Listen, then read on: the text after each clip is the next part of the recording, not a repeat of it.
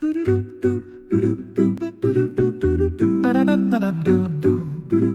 cette nouvelle vidéo, je vais vous montrer comment on va rajouter des éléments, comment on va pouvoir les bouger, enfin, toutes les interactions qu'on peut avoir avec ça.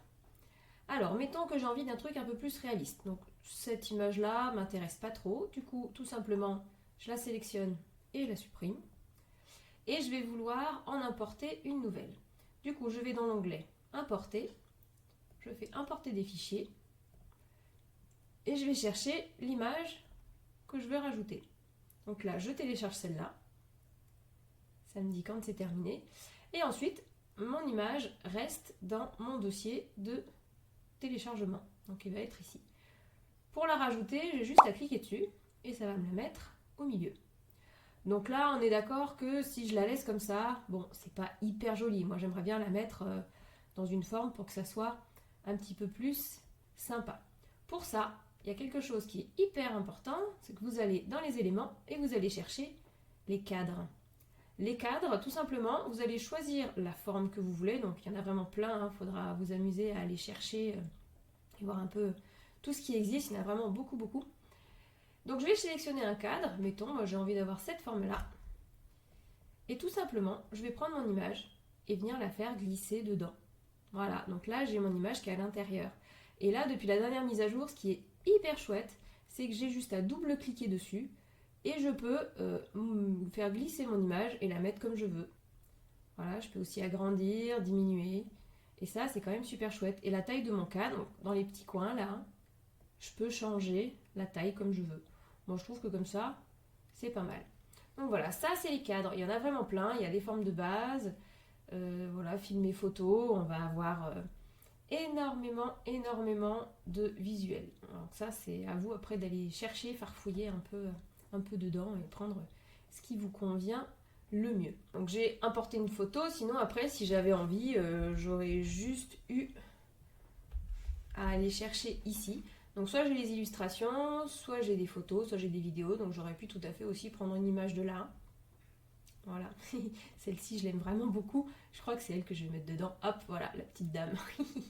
Donc voilà, là j'ai mis mon image, je peux rajouter aussi des éléments, si par exemple ces notes de musique là, elles m'inspirent pas trop, je peux aller là-dedans et aller chercher d'autres éléments. Voilà, j'ai envie de mettre des trucs un peu plus fluo par exemple, hop, j'agrandis, je gère la taille, avec les petites flèches qui sont ici, je peux les retourner. Si j'ai envie d'avoir plus des éléments comme ça, soit je reclique là, soit je fais tout simplement dupliquer ici, et ça va m'en mettre un nouveau. Mettons que celui-là, j'ai envie de le retourner en miroir. Donc je vais tout simplement aller sur retourner et je peux le retourner dans l'autre sens. Voilà. Je peux le faire dans tous les sens. Hop, comme ça par exemple. Voilà, je peux vraiment faire à ma guise, mettre les éléments comme je veux. Là, celui-là, voilà, je vais le mettre comme ça. Donc là, j'ai mis mes éléments. Il n'est pas content parce que je dépasse des marges. Mais c'est pas grave, on va s'en remettre. Hop, voilà.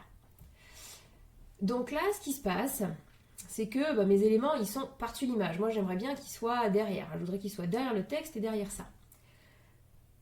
Donc ça va concerner les calques. Donc pour ça, je vais sélectionner mon élément et je vais aller sur position.